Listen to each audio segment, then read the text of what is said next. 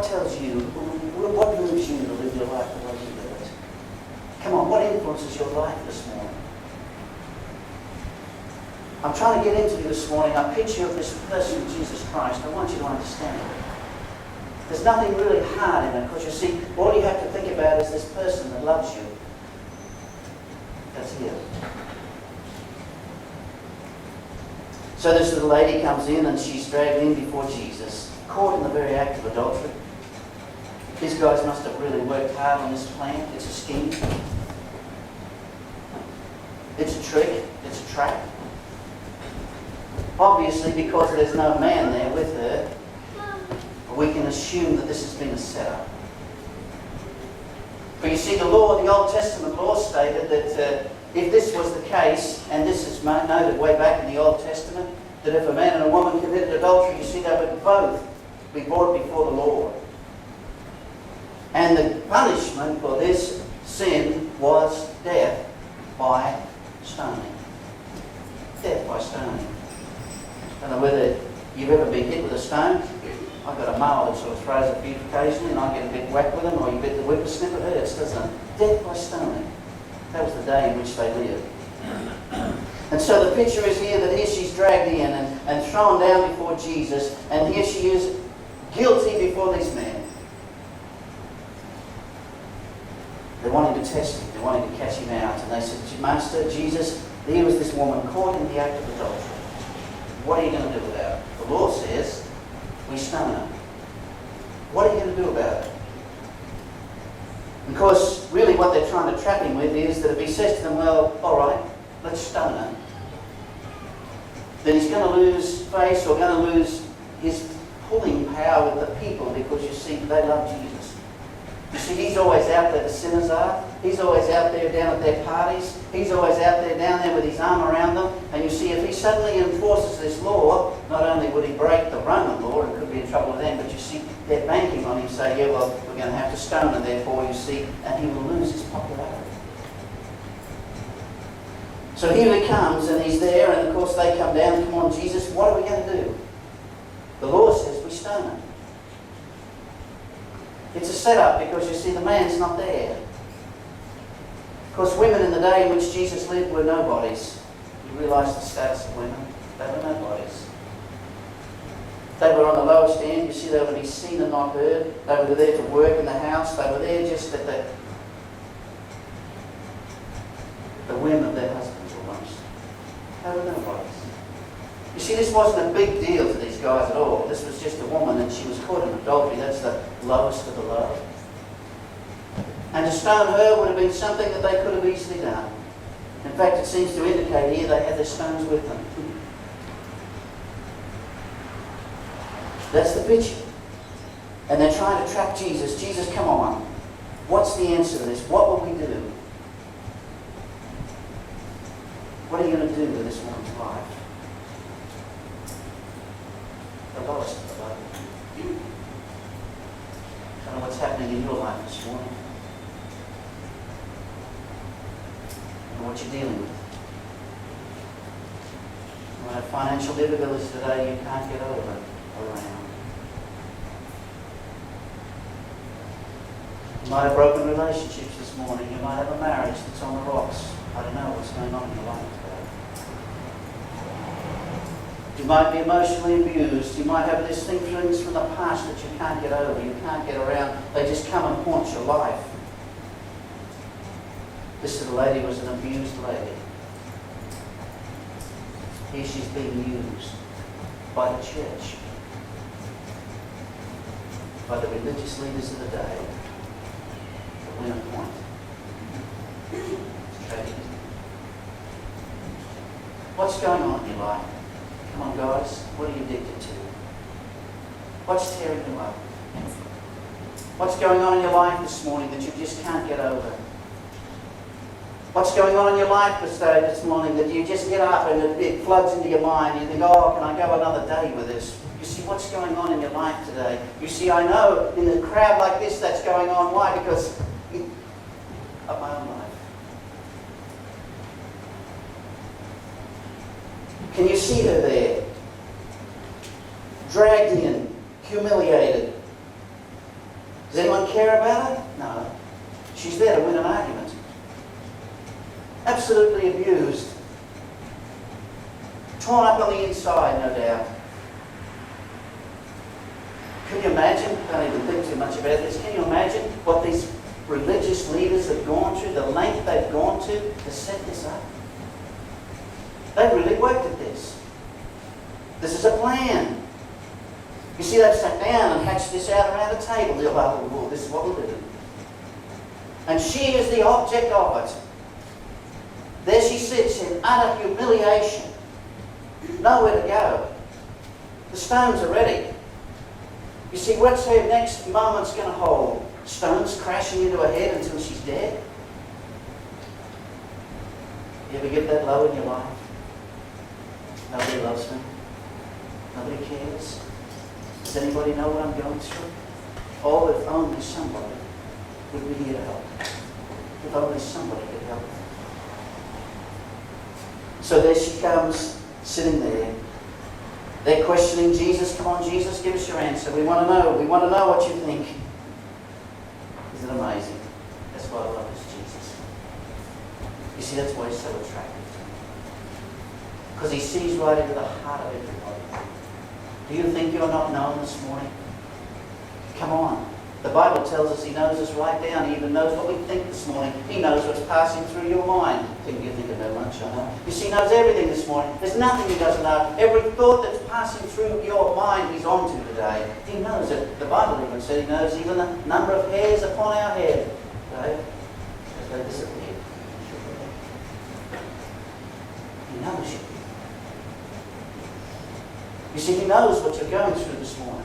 He knows your mind. You see, as Jesus is sitting there, he reads the hearts and minds of these scribes and Pharisees. He reads the mind of this little woman that's lying there in anguish. You see, he reads our minds. He knows who we are this morning. He knows all about us. And so as they begin to question Jesus, what does he do? Launch into a great theological discussion? Get our 14-point plan on this? Sit down and have a seminar and say, boys, give me a minute. Just got to have a bit of a seminar with the disciples here. We'll work this through. We'll come back in a minute with an answer. Does he do that? Come on, he knows the answer. He knows the answer to your life. He knows what's going on in your mind. He knows what's going on in your heart. He knows what's going on in your home. He knows the addiction that's got hold of you that you just cannot break. He knows all about you this morning. He doesn't need to have a 4-point plan.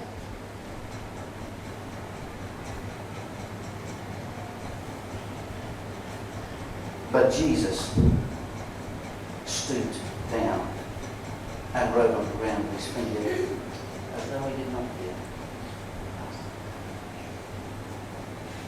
So you can't second guess Jesus.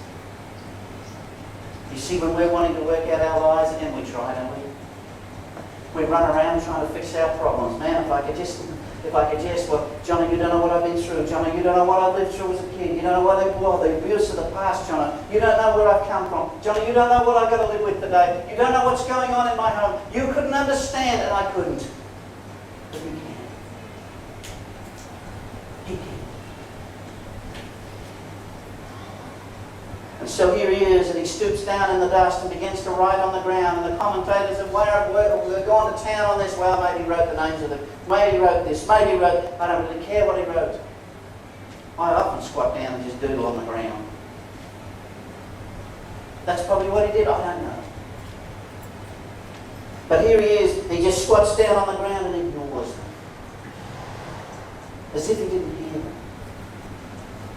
Can you see this little lady?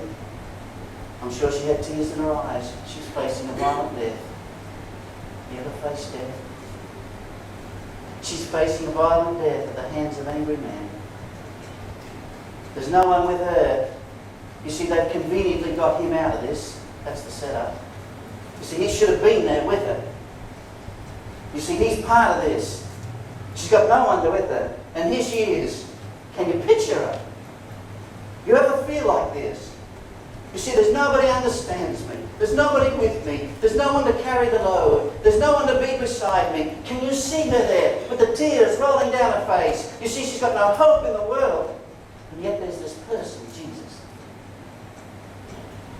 And she knows nothing about him.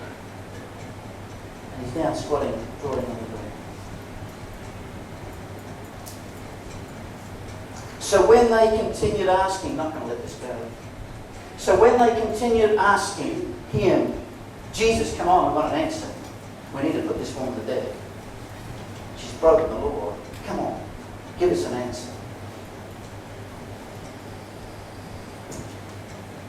He raises himself up and said to them, he who is without sin among you, let him throw the first stone. Beloved, Jesus always gets to the heart of the issue. You see, because he knows us, he knows the problem. And so here he is, he zeroes right in on the scribes and the Pharisees, right in on the church people. You see, well guys, listen, there's the answer to this. Let me talk to you for a moment. He said, which one of you is without sin? You see, if you are without sin, then go right ahead. Be my guest. You see, if there's no sin in your life this morning, then you go right ahead.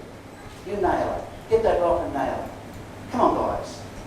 If there's no sin in your life, you see, if you're living the holy life this morning, if you're living the righteous life, you see, scribes and Pharisees, if that's the way you live, then you go right ahead.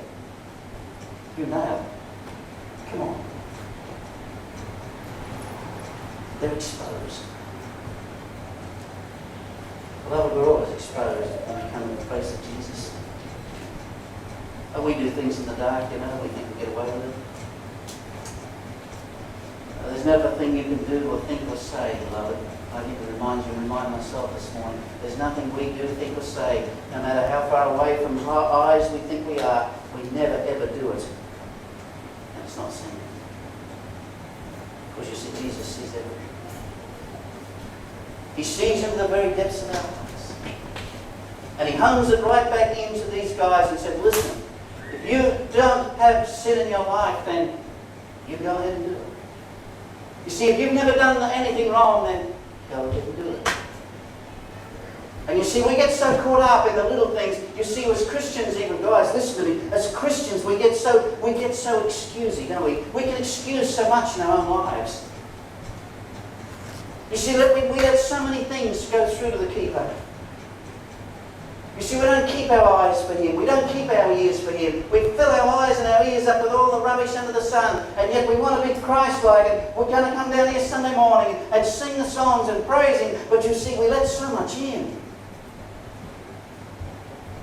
You see, when are we going to be careful? When are we going to get to that place in our lives where Jesus literally fills us and owns us and flows and is the keeper of our hearts, our minds, our ears, our tongues, our eyes? When are we going to get to that? Without sin.